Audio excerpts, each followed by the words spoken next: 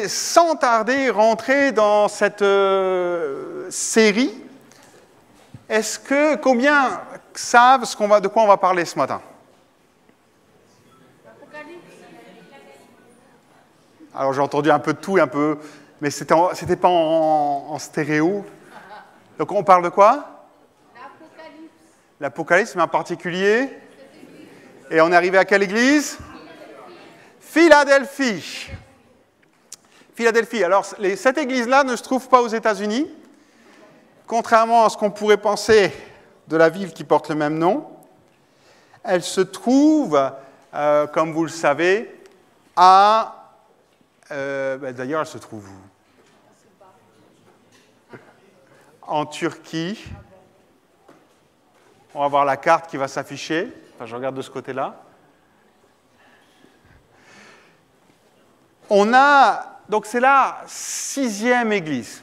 Vous les voyez, elles sont là, Éphèse, Smyrne, Pergame, Thyatire, Sardes, Philadelphie, Laodicée. Donc c'est la partie de la Turquie. Je le dis, je le répète, souvent on a... je pense personnellement, donc vous voyez que c'est écrit Patmos, le livre de l'Apocalypse est écrit à une période où Jean est à captivité sur l'île de Patmos. Avant ça, il faut savoir qu'il était le responsable, on va dire ça comme ça, de l'église d'Éphèse. Et je pense que l'église d'Éphèse rayonnait sur toutes ces églises, un peu comme Paul pour les églises qu'il a implantées. Et ce qui se passe à Patmos, eh bien sûr, on va le soutenir, et je pense, et j'en suis quasiment sûr, que chaque église a dû envoyer des délégations, le soutenir, lui apporter à manger, l'encourager pendant qu'il était emprisonné sur Patmos. Et lorsqu'on commence les récits par écrit à l'ange de Philadelphie,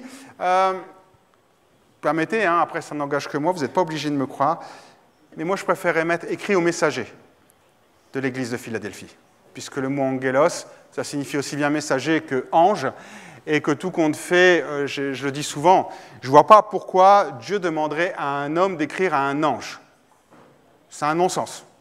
D'accord? Dieu il sait parler directement aux anges, il n'a pas besoin en plus que de leur écrire. Donc je pense que le terme angelos qui signifie messager, ce sont des gens qui sont venus le visiter de la part des églises en question. Et Jean a une révélation pour chacune de ces églises et il la donne à ses messagers. Il dit voilà, retournez avec ça et partagez-le avec votre congrégation et les responsables de l'église. Donc on a 7 églises qui sont dans l'Apocalypse. Alors aussi, si vous me permettez, une petite chose que Parfois, il y a des gens qui viennent voir, mais Laurent, tu ne nous parles pas des périodes de l'histoire, à quoi... je ne sais pas si vous avez déjà entendu ça, que les églises correspondent à certaines périodes de l'histoire.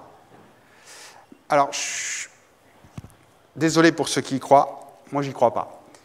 D'accord? Parce que tout simplement, il faut des fois faire rentrer et tordre l'histoire de l'humanité pour faire rentrer dans un cadre dans lequel l'Église pourrait correspondre. Et en gros, certains disent Éphèse, ça correspond à l'Église dans l'Antiquité, Smyrne, c'est le Moyen-Âge, Pergame, je dis ça comme ça, ce serait la Renaissance.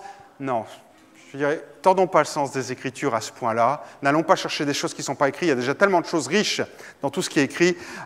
Donc vous ne m'entendrez pas parler de cette manière-là de ces églises. Elles ne sont pas des périodes de l'histoire, à mon sens. Elles sont juste des églises qui vivent des difficultés, que le Seigneur reprend, et qui sont aujourd'hui des modèles et des exemples pour nous, des mises en garde pour nos propres églises au XXIe siècle, et bien sûr tous les siècles qui étaient avant. Donc voilà, ces petites choses qui sont là. Alors, la ville de Philadelphia, est-ce que vous savez ce que ça veut dire, Philadelphia? Phila, philéo, aimer. Voilà, vous savez que c'est simple le grec. Et Adelphos, vous en avez un à côté, ou une, c'est frère. En gros, Philadelphia, c'est l'amour fraternel. Ça vient de... D'ailleurs, c'est l'une des villes qui a été... qui a été construite la plus récente, on va dire. Elle date de 190 avant Jésus-Christ. On a le roi Attal II, qui était le roi de Pergame et qui s'est réconcilié avec son frère, qui était le roi de Lydie, donc une autre province de Turquie. Et en fait, pour montrer cette réconciliation, il a décidé de créer la ville de Philadelphia. Enfin, Philadelphie, excusez-moi. Donc, Philadelphie, amour fraternel entre deux frères qui se réconcilient, qui arrêtent de se faire la guerre. Tout simplement. Donc c'est une belle histoire, hein, je veux dire, c'est presque un conte de fées. Donc cette église n'est pas très vieille. Lorsque Jean, c'est-à-dire vers les années 90, ça veut dire à peu près que ça fait même pas 300 ans qu'elle existe. Donc je veux dire, au regard de l'Antiquité, c'est assez jeune. Et donc, Jean commence ainsi, verset 7. « Écrit à l'ange de l'église de Philadelphie. Voici ce que dit le Saint, le véritable, celui qui a la clé de David, celui qui ouvre et personne ne fermera, celui qui ferme et personne n'ouvrira. » Pour nous, on comprend très bien, voilà, c'est Dieu qui est souverain, il ouvre, il ferme les portes, les circonstances des vies, c'est lui qui a le choix sur toute chose. Mais vous qui connaissez l'Ancien Testament par cœur, qui chaque dimanche matin lisez le prophète Ésaïe en entier, vous savez très bien ce qu'il est occupé de dire. D'ailleurs, je ne vous le dis pas. Ésaïe 22, versets 20 à 23. La clé nous ramène à une prophétie d'Ésaïe. Lorsque le royaume de Juda a été envahi par les Assyriens, sous le règne d'Ézéchias, Ésaïe prophétise sur Semna. Semna, c'est l'intendant, c'est le responsable du palais, l'administrateur, et il lui dit « Tu seras remplacé par Eliakim ». Et regardez ce qu'il dit. « En ce jour-là, j'appellerai mon serviteur Eliakim, fils d'Ilkija, je le revêtirai de ta tunique, je le ceindrai de ta ceinture, je le remettrai ton pouvoir entre ses mains. Il sera un père pour les habitants de Jérusalem et pour la maison de Juda. Je mettrai sur son épaule la clé de la maison de David. Quand il ouvrira, nul ne fermera. Quand il fermera, nul n'ouvrira. Je l'enfoncerai comme un clou dans un lieu sûr et sera un siège de gloire pour la maison de mon père. Je ne sais pas s'il n'y a pas des choses qui vous frappent dans ce que je viens de dire là, qui vous choque. On va les regarder rapidement ensemble. La première chose qui me frappe, moi, c'est Eliakim. Ça veut dire quoi? Eliakim, ça veut dire celui que Dieu établit. On va un petit peu plus loin. Quand on voit, il portera sur son épaule, et quand on parle de clous, ça ne vous fait pas penser à quelque chose? Qui a reçu toute autorité sur cette terre. Alors, on sent qu'il y a une dimension, j'ai presque envie de dire, où on pourrait, dans toute proportion gardée, dire, OK, mais on a l'impression que, bon, d'accord, il parle d'Eliakim et de Semna, OK, c'est très bien, mais on a quand même l'impression qu'il y a une dimension prophétique qui est là derrière tout ça, où on pourrait presque remplacer, et je dis bien à toute proportion gardée, Eliakim par Jésus. Et en même temps, je vais même plus loin, remplacer Eliakim par l'Église, parce que Jésus a délégué cette autorité à l'Église. Je le revêtirai de ta tunique, c'est-à-dire en fait, c'est comme si Dieu disait, ou le prophète Ésaïe disait, voilà, j'enlèverai l'autorité que j'ai donnée, et on verra dans le contexte de notre épître, aux Juifs, et je la donnerai à l'Église. J'enlèverai la tunique qu'ils ont reçue, je la donnerai. Je prendrai la clé de David, je la donnerai. Et comment ? Tu porteras la clé. Vous avez déjà porté votre clé sur vos épaules? Je ne sais pas, question comme ça. Vous baladez tous avec une clé sur l'épaule? Alors, en général, c'est plutôt dans nos poches, même si les clés à l'époque étaient grandes. Mais voilà, il y a quelque chose qui va plus loin que ce qu'on peut lire. La clé de la maison de David, quand il ouvrira, nul ne fermera. Quand il fermera, nul n'ouvrira. On comprend que c'est un intendant. Mais voilà, et puis il continue. Je l'enfoncerai comme un clou dans un lieu sûr. Les allusions sont quand même assez fortes. Jésus, quand on parle de porter la clé sur les épaules, je vous rappelle que Jésus a porté sa croix sur les épaules. Jean 19, verset 17, Jésus, portant sa croix, arriva au lieu du crâne qui se nomme en hébreu Golgotha. Et si on continue à lire notre passage dans l'Apocalypse, chapitre 3, verset 9, il dit, voici, je te donne de ceux de la synagogue de Satan qui se disent juifs et qui ne le sont pas, mais qui mentent. Voici, je les ferai venir se prosterner à tes pieds et connaître que je t'ai aimé. En gros, c'est ce que je vous disais. C'est comme si Dieu disait, j'ai enlevé l'autorité qu'ils ont reçue et je l'ai donnée à l'Église. J'ai enlevé les possibilités de fermer, d'ouvrir, parce que tout pouvoir a été donné à Jésus, qui délègue au niveau de l'Église. L'Église a reçu une certaine autorité, un certain pouvoir. Et il est là et dit, voilà, j'ai délégué tout ça et c'est vous qui l'avez. Vous, les chrétiens de Philadelphie, vous, les chrétiens du monde entier. C'est rassurant quand on se fait persécuter. On comprend bien qu'il y a des problèmes avec la synagogue qui est à Philadelphie, hein, avec les Juifs qui sont là-bas, qui n'acceptent pas Jésus, et peut-être même que les chrétiens sont fait excommunier, ont perdu toute relation avec eux. Et ils disent, mais ne vous fiez pas aux apparences, ce n'est pas eux qui tiennent les clés. C'est vous qui les avez. Est-ce que je peux faire le parallèle avec chacun d'entre nous? Ce n'est pas les autres qui tiennent les clés, c'est Jésus qui tient les clés, et par extension les chrétiens et l'Église. Quelles que soient les choses que tu peux vivre au travail, que tu peux vivre dans ta vie, Dieu nous a donné les clés. Et il le dit, okay, s'il ouvre, personne ne pourra fermer. Et quand il nous délègue cette autorité, on peut le dire, voilà, si vous ouvrez, personne ne pourra fermer. C'est comme un rappel du mandat de l'Église. Jésus dira, Matthieu 16, versets 18 à 19, « Eh bien, moi je le déclare, tu es pierre, et sur cette pierre je construirai mon église. La mort elle-même ne pourra rien contre elle. Je te donne les clés du royaume des cieux, et ce que tu excluras sur la terre sera exclu dans les cieux, ce que tu accueilleras sur terre sera accueilli dans les cieux. » Les clés sont le symbole de l'autorité. Quand une ville était assiégée et qu'on remettait les clés à l'assiégeant, eh bien, on lui disait, maintenant c'est ta ville. C'est toi qui as toute autorité. Et quand, symboliquement, vous avez bien compris que symboliquement, il n'y a pas une porte au ciel. D'accord? Et puis on a chacun une clé qu'on va ouvrir. Non, c'est symbolique. Il y a cette dimension où Jésus dit, voilà, je vous ai donné l'autorité. Autorité par rapport à tout cela. Quoi qu'il se passe, j'ai envie de dire, Jésus est au contrôle. Il délègue son autorité sur certaines choses pour nous. Et il est occupé de dire à cette Église, vous êtes sur le bon chemin. Continuez. Continuez. Un encouragement à continuer. Et d'ailleurs, on va un petit peu plus loin et on remarque quelque chose, on revient un petit peu en arrière, verset 8, il fait 4 constatations sur cette Église qui sont assez frappantes. Verset 8, je connais tes œuvres. Voici, parce que tu as peu de puissance et que tu as gardé ma parole et que tu n'as pas renié mon nom, j'ai mis devant toi une porte ouverte que personne ne peut fermer. Voilà. On revient à cette notion de porte ouverte, personne ne peut la fermer. La première chose qu'il dit, je connais tes œuvres. Ça ne vous rappelle pas quelque chose par rapport à l'Église qu'on a vu la semaine passée? Je connais tes œuvres, il a dit à l'Église, mais elles ne débordent pas. Elles ne sont pas à leur maximum. Elles ne sont pas exactement comme je voulais. Ce n'est pas ce qu'il dit ici. Il dit, je connais tes œuvres. Je connais tes œuvres. Est-ce que vous connaissez cette phrase qui dit, ne faites pas aux autres ce que vous ne voulez pas qu'on vous fasse?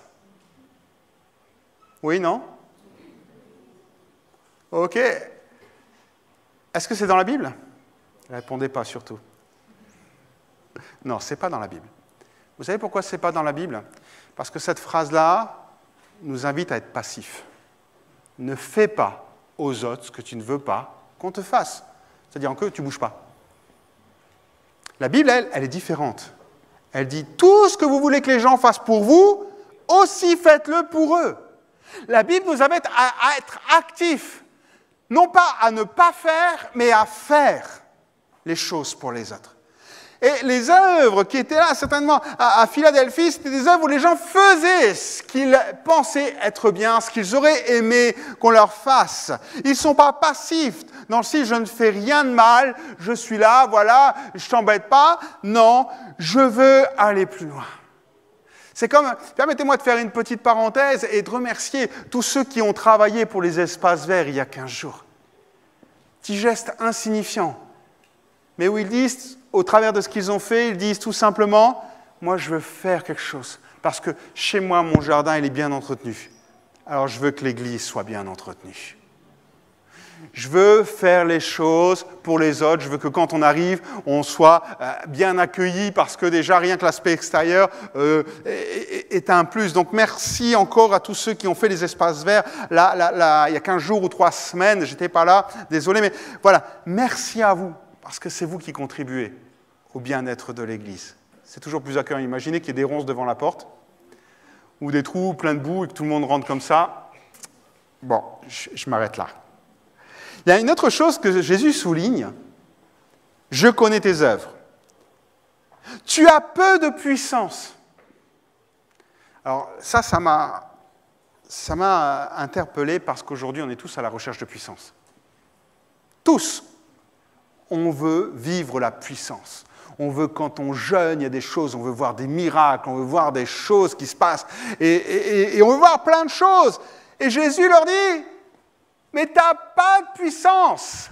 Tu en as peu, tellement peu que c'est insignifiant. Et ça donne, je ne sais pas, moi, j'ai envie de dire, mais c'est une église qui doit être fragile, peut-être faible matériellement, mais qui apprend à compter sur la grâce de Dieu. Des fois, on a le sentiment que quand il n'y a pas de puissance, quand on n'a pas, par exemple, de dons spirituels, quand on n'a pas de guérison, de miracles, que c'est comme une désapprobation de Dieu. Et cet épître nous montre tout le contraire. Il y a des tas d'églises qui ont été citées, qui étaient dans la puissance, que Dieu a désavouées. Et une église qui n'a pas de puissance, il n'y a aucun reproche dans l'église de Philadelphie. Aucun reproche. Dieu ne regarde pas la puissance qui se dégage au milieu de nous, et on va le voir après à quoi il regarde. Et on s'aperçoit, j'ai envie de dire, mais Seigneur, qu'est-ce qu'ils vivent? Comment ils vivent les choses? Mais en tout cas, le manque de puissance n'est pas un signe de désapprobation de Dieu.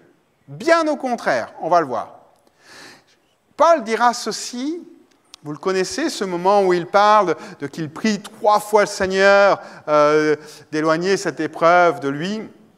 Et le Seigneur lui répond, ma grâce te suffit, c'est dans la faiblesse que ma puissance se manifeste pleinement.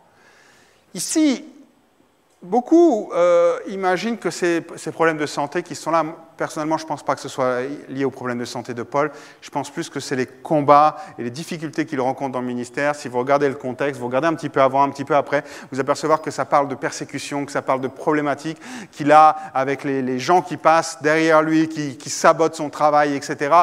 Et ça colle tout à fait avec les choses où Dieu lui dit, mais non, on verra que c'est moi qui fais les choses et pas toi. Les gens ne resteront pas forcément sur ta théologie, sur ce que tu auras appris, ils vont rester sur ce qu'ils vivent avec moi. Et en réalité, c'est ça. Ma grâce te suffit. Vivre la grâce de Dieu. Tu as peu de puissance. Alors, c'est vrai que ce n'est pas forcément peut-être l'église où on aimerait vivre. Hein. Je connais tes œuvres. Tu as peu de puissance. OK. Puis une troisième chose, tu as gardé ma parole. Yes. Je ne sais pas si... Vous connaissez Gary Chapman? Les 5 langages de l'amour? Bon, il y en a 3, c'est les jeunes couples qui connaissent ça.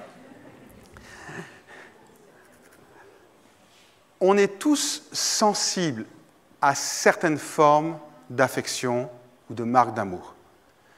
Mais on n'est pas tous sensibles à la même forme. Et Gary Chapman en montre 5. Voilà, par exemple, les paroles. Dire je t'aime. Il y en a, ça va leur faire énormément de bien, ça va les remplir, ça va les booster pour la journée. Et d'autres, c'est des gestes d'affection, c'est de prendre dans les bras, c'est se tenir par l'épaule ou je ne sais quoi. Et puis d'autres, ça leur fait rien. Et puis d'autres, enfin, ça va être peut-être les cadeaux.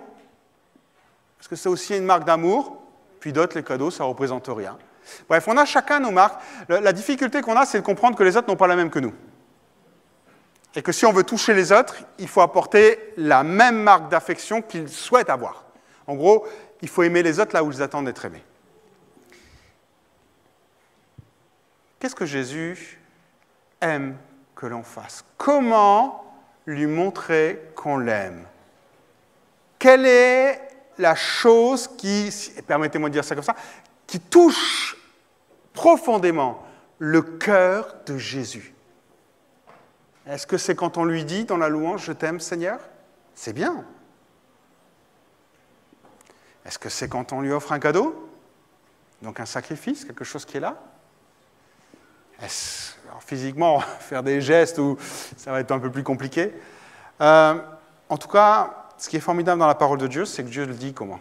Comment montrer son affection, son amour envers Jésus. Les choses qui touchent le cœur de Dieu. Il y en a une en particulier.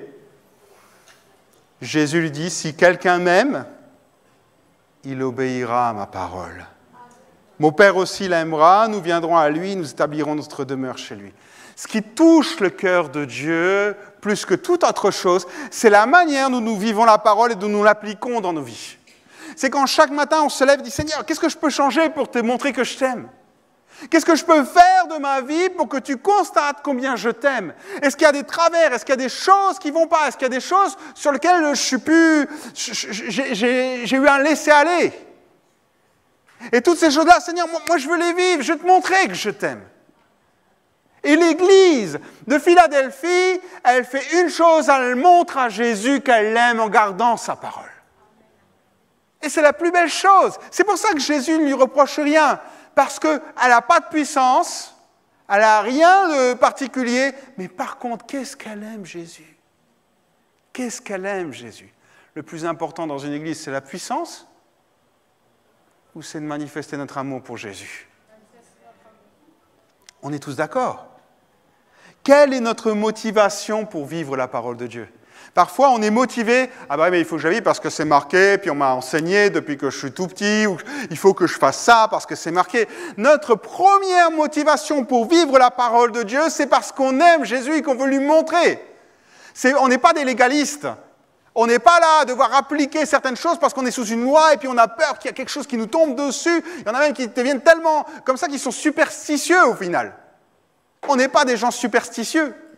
Parce que la superstition, ça n'a aucun effet, si je peux dire, sur nous, puisque nous, on vit sous le regard de Jésus. Il n'y a pas de superstition pour un chrétien. C'est Jésus qui décide de notre vie parce qu'on lui a confié.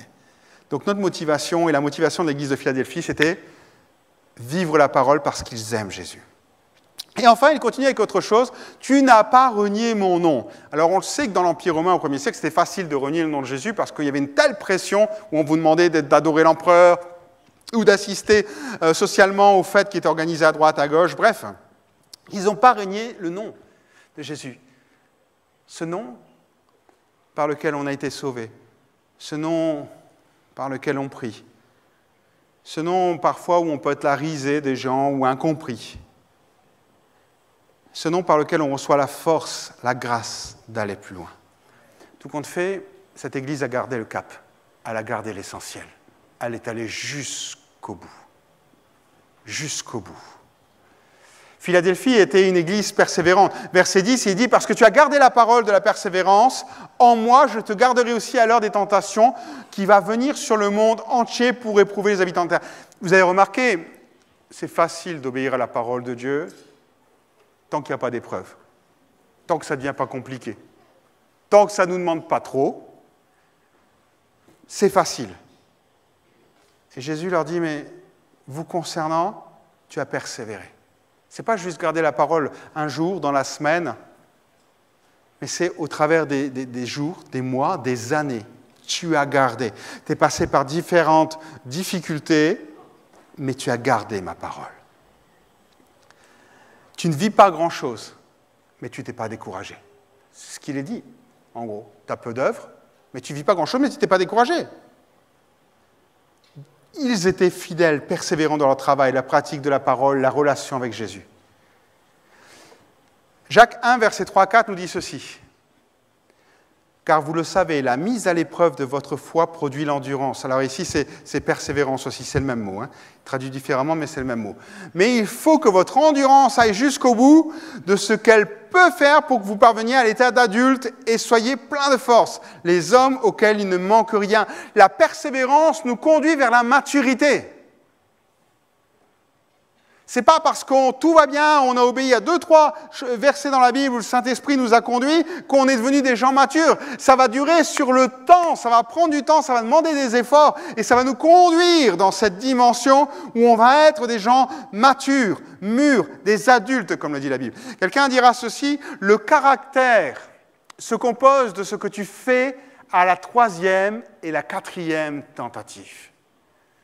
Quand tu as échoué la première, ça n'a pas été. Quand tu refais et que ça ne marche toujours pas. Quand tu recommences la 3e et la 4e. Combien abandonnent à la première, voire la 2e? Et Jésus nous dit, toi tu persévères. C'est ça la persévérance, c'est aller plus loin. Persévérance, elle conduit à la victoire, nous dit la Bible. Romains 5, versets 3 à 4, il est dit, mieux encore, nous tirons fierté même de nos détresses, car nous savons que la détresse produit la persévérance, donc toujours le même mot. La persévérance conduit à la victoire dans l'épreuve, et la victoire dans l'épreuve nourrit l'espérance. La persévérance conduit à la victoire. J'ai envie de dire, mais si on s'imprègne de ça, on sait qu'on va toujours être vainqueur. Mais qu'il nous suffit juste de tenir bon, juste d'aller jusqu'au bout, juste de continuer à avancer. Et manifestement, c'est ce que l'Église de Philadelphie vivait. Quelqu'un d'autre dira ceci, ne crois pas que tu t'es trompé de route quand tu n'es pas allé assez loin. Parce que des fois, on avance, et puis on a tendance à se dire « Oh, c'est compliqué ». Et on fait demi-tour. Et Dieu nous dit « Non, persévère, va jusqu'au bout du chemin ». Et vous savez, la conséquence de tout ça, elle est formidable. C'est que Dieu sera fidèle. Notre persévérance, Dieu sera fidèle. Verset 10, « Parce que tu as gardé la parole de la persévérance en moi, je te garderai aussi à l'heure de la tentation qui va venir sur le monde entier pour éprouver les habitants de la terre. » Dieu dit, « Persévère, moi je ne t'abandonnerai pas. » Il ne dit pas, « Tu ne passeras pas par l'épreuve. » Il dit, « Je te tiendrai la main. Je serai avec toi, je ne t'abandonnerai pas, je t'encouragerai. Tu recevras des versets pour t'encourager. Il y a des gens qui viendront te voir pour t'encourager. Tu recevras des paroles prophétiques, des chants, tout ça. Et tout ça, même si c'est des gens qui vont te le donner, c'est moi qui derrière les inspire pour qu'ils te le donnent. Tu seras encouragé parce qu'il ne t'abandonnera pas. Si on continue notre lecture, on va au verset 11 et 12. Il y a quelque chose qui est vraiment très fort sur cette église. Il dit ceci. « Je viens bientôt, retiens ce que tu as. » Donc continue sur ta lancée en fait. Afin que personne ne prenne ta couronne. D'accord ? La couronne, c'est la récompense.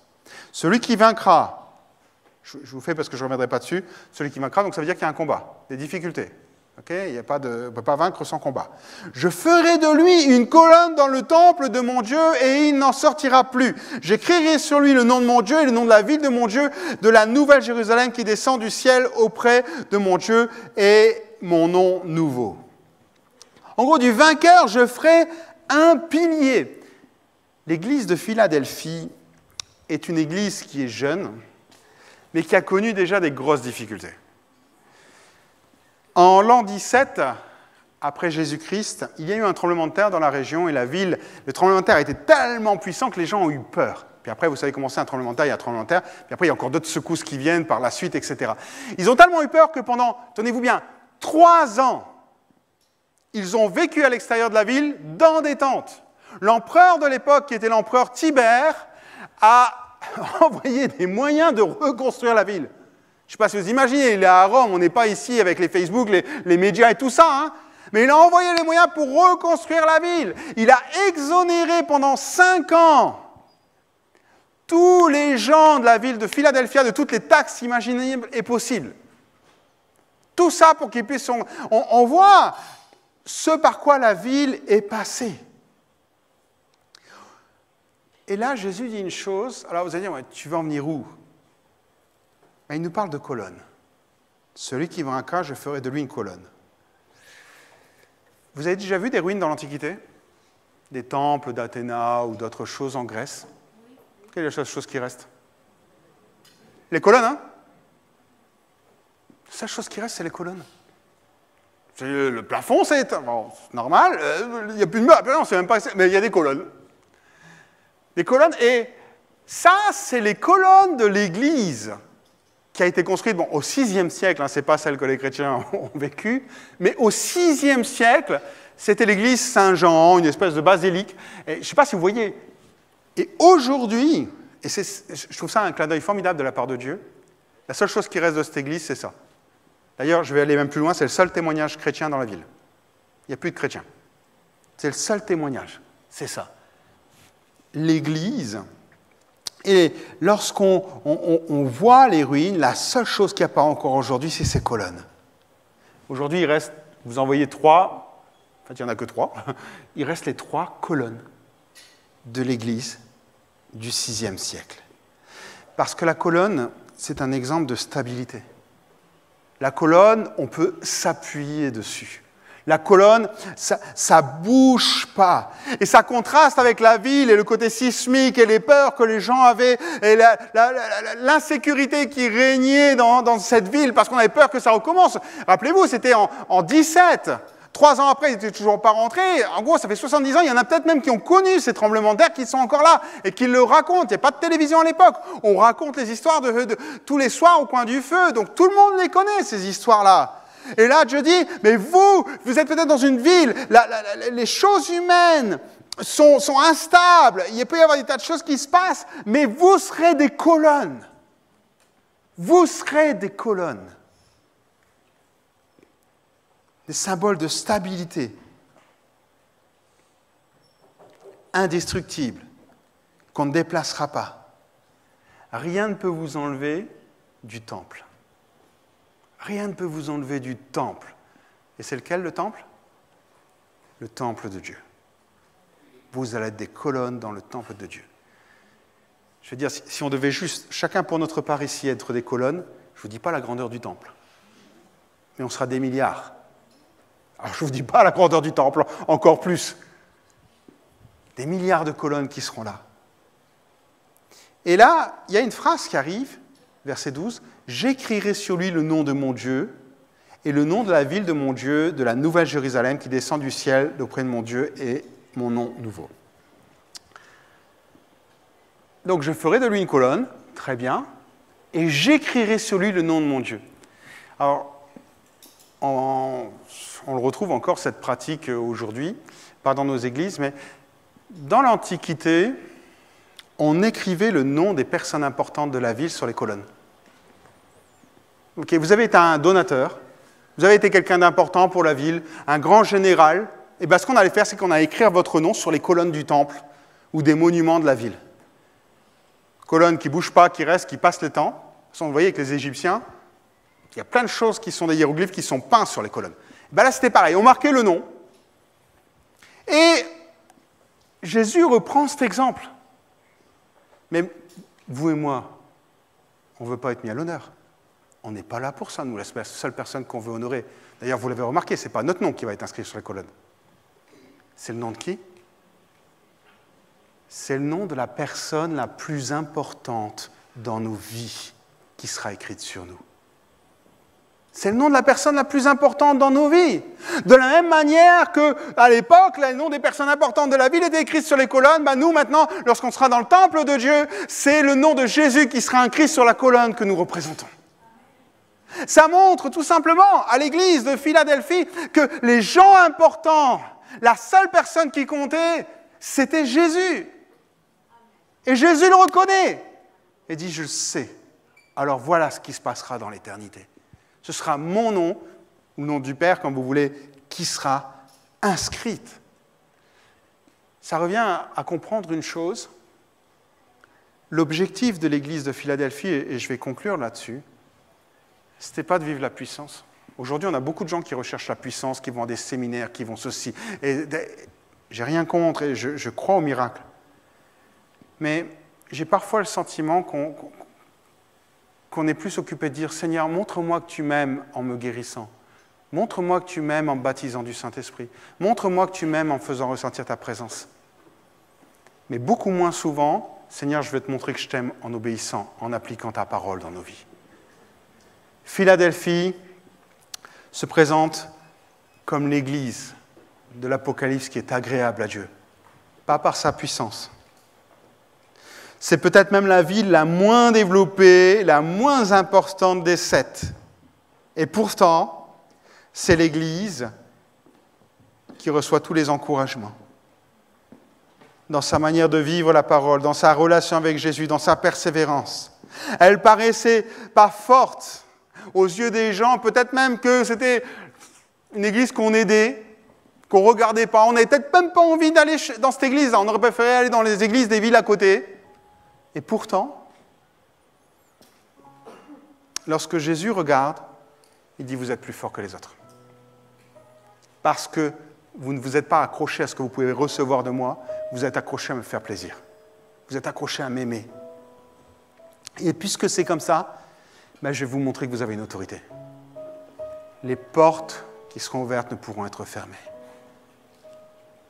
Vous serez comme des colonnes où on inscrira, imaginez quel honneur dans l'éternité, si on devait juste avoir, je ne sais pas quoi, une inscription chacun, et que Dieu dise, je vais mettre la personne la plus importante sur cette inscription et tu la porteras tout le temps. Imaginez qu'il marque, je ne sais pas moi, un chanteur. Franchement, je vous le dis comme ça, ce serait la honte au ciel. Mais s'il marque Jésus, waouh, on aura envie de montrer la médaille à tout le monde.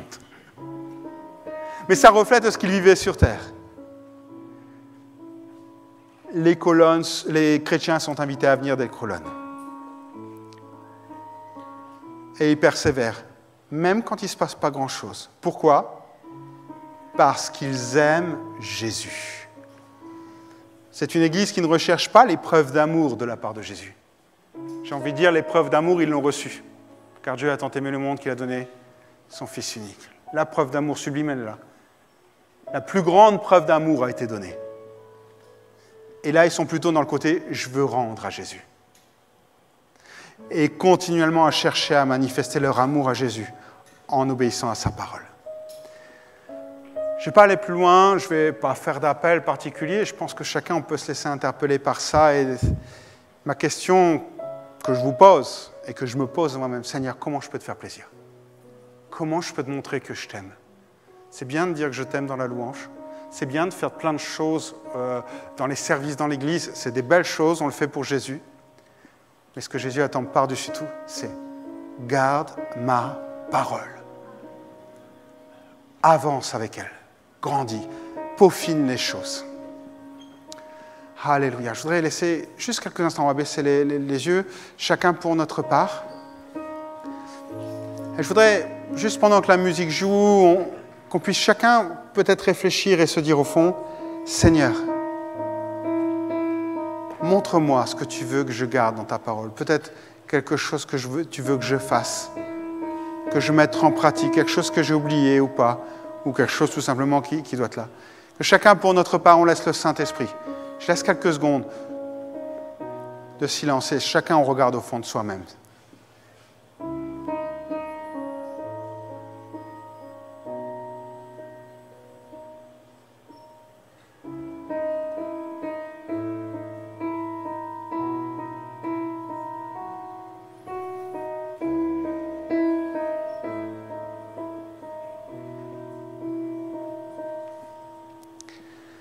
Seigneur, on est rassemblés ce matin, Seigneur, dans ce lieu et je sais que chacun d'entre nous, on a un cœur pour toi.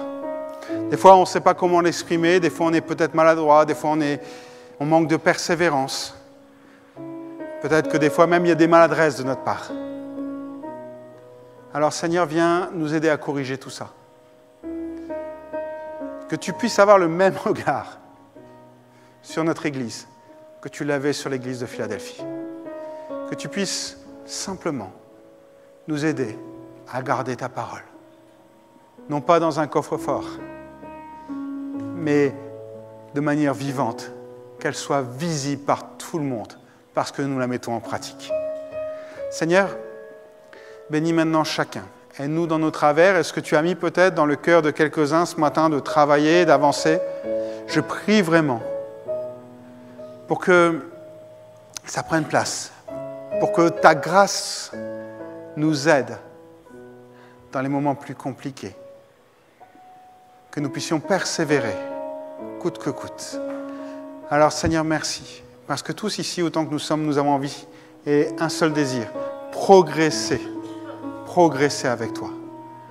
Alors merci de bénir ces instants et de bénir chacun d'entre nous, nous aider à aller plus loin. Que toute la gloire soit à l'Éternel.